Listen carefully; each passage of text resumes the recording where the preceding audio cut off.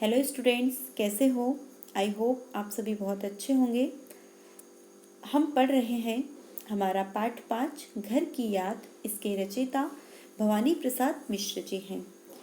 पिछली वीडियो में हमने इसकी कुछ कविता की पंक्तियों को पढ़ा तथा उनके अर्थ को समझा था। आज हम उससे आगे की पंक्तियों को पढ़ेंगे तथा इसके अर्थ को अच्छे से समझेंगे। पंक्तियाँ कुछ इस प्रकार हैं। आज गीता पाठ करके दंड 260 करके खूब मुकद्दर हिला लेकर मुठ उसकी मिला लेकर।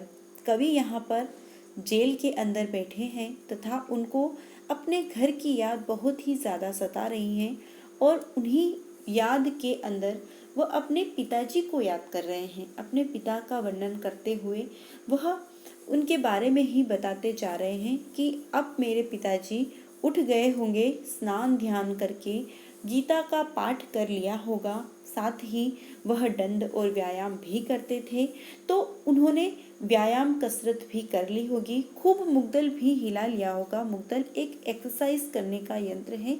मुग्दल भी घुमा लिया होगा। मूठ उसकी मिलाकर, जो मुग्दल पकड़ने का स्थान होता है वहाँ पर अपने दोनों हाथ से उसको मिलाकर मुठ से मुठ मिलाकर उन्होंने खूब सारा मुग्दल घुमाया होगा, क्योंकि वह तो एक यंग इंसान की तरह, एक युवा पुरुष की तरह रहते थे। बुढ़ापा तो उनको कभी छू नहीं पाया था।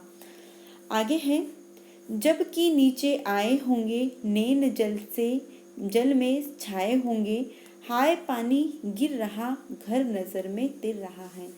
कवि कहते हैं आगे कि जब मेरे पिताजी गीता पाठ करके दंड और व्यायाम करके मुग्दल घुमाकर छत से जब नीचे आए थे, छत के ऊपर वो व्यायाम कर रहे थे और छत से जब नीचे आए होंगे तब उन्होंने अपनी आंखें इधर उधर घुमाई होगी, परंतु उनकी आंखों में मुझे ना देखकर पानी ज़रूर आया होगा। उनकी आंखें जल से भर गई होगी। हाय मेरे पिताजी वर्षा के जल की तरह अपनी आंखों से आंसू बहा रहे होंगे। आज तो पानी बहुत ही ज़्यादा गिर रहा है, मेरा घर मेरी नज़रों के सामने तिर रहा है। आगे है, चार भाई चार बहनें भुजा भाई प्यार बहनें, खेलते या खड़े होंगे नज़र उनको पड़े होंगे। जब मेरे पिताजी ऊपर से नीचे आए होंगे, कवि कहते हैं कि जब मेरे पिताजी छत से नीचे आए होंगे उन्होंने चारों तरफ अपनी नज़र दौड़ाई होगी तो उनको मेरे जो चार भाई हैं और चार बहनें हैं उनको वो देख रहे होंगे। तो मेरे जो भाई हैं वह मेरे पिताजी की भुजाएं हैं, आपस में एक दूसरे से मिलकर रहते हैं। हम सब भाई एक दूसरे की भुजाएं हैं तथा हमारी जो बहनें हैं वह प्यार और स्नेह का भंडार है। एक दूसरे पर आत्मविश्वास और प्यार न्योछावर करने वाले हम सारे भाई बहनों को जब मेरे पिताजी खेलते हुए या खड़े होंगे, ऐसी अवस्था में उनको देख रहे होंगे, तब उनकी नज़र मुझे ढूंढ रही होगी। पिताजी जिसको बुढ़ापा एक क्षण भी नहीं व्यापा, रो पड़े होंगे बराबर पांचवे का नाम लेकर। अब मेरे पिताजी जब उन सारे भाइयों और बहनों को देख रहे होंगे, उनके बीच जब मैं उनको दिखाई नहीं दे रहा होगा, मैं उनको सामने नहीं खड़ा पाया होगा, तब मेरे पिताजी के आंखों में आंसू जरूर आए होंगे। वह क्षण भर भी अपने आप को रोक नहीं पाए होंगे। ऐसे मेरे पिताजी जिनको बुढ़ापा छू नहीं पाया, वह पिताजी आज मेरे ना होने के कारण दुखी हो रहे होंगे और मुझ पांचवे बेटे का नाम लेकर रो पड़े होंगे।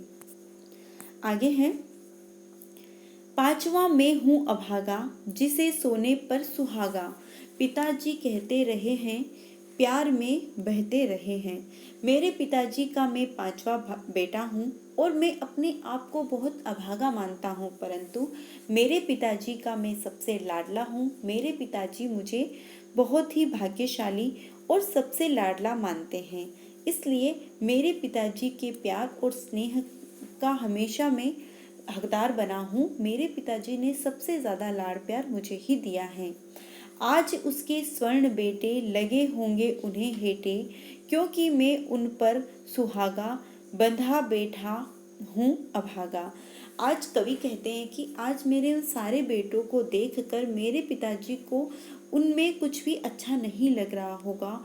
वह उन सबको देखकर उनको फीका फीका सा महसूस हो रहा होगा, क्योंकि एक सोने के ऊपर जब तक सुहागा की परत नहीं चढ़ाई जाती तब तक सोने में जो चमक होती है वह फीकी रहती है, जब तक उस पर सुहागे का पानी चढ़ाया नहीं जाता। उसी प्रकार से मेरे सारे भाई बहनों में मेरे पिताजी को मैं दिखाई नहीं दे रहा होगा, तब वह सारे बेटे उनके लिए खोटे दिखाई दे रहे होंगे, उनको वह अच्छे नहीं लग रहे होंगे।